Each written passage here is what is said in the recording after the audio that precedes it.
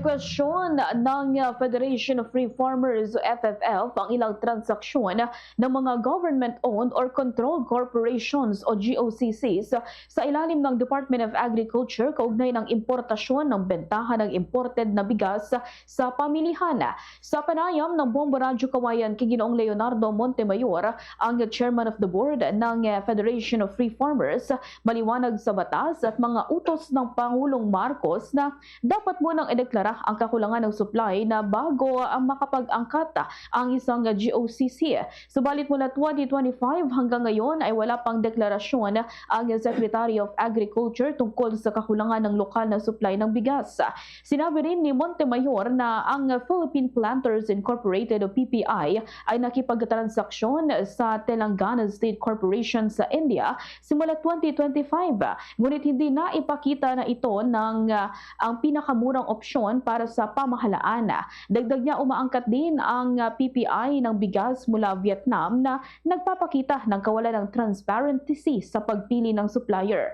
Samantala, ang Food Terminal Incorporated o FTI na subsidiary ng National Food Authority o NFA ay nagbebenta rin ng imported na bigas sa ilalim ng brand na Binhi Rice. Bagaman sinasabi ng FTI na on consignment lamang ito, maaring maapektuhan ang bentahan ng presyo ng palay sa lokal na pamilihan ayon iyan sa FFF.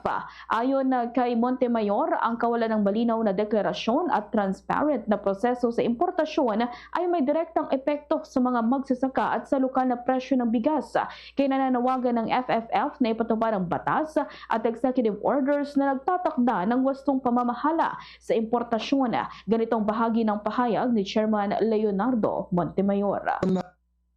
Namin itong mga transaksyon na isinasagawa ng dalawang government-owned or controlled corporations or GOCCs na hawak ng Department of Agriculture patungkol sa yung either pag-angkat nila or kung hindi pag-angkat, pagbenta po ng imported na bigas sa mga palengke.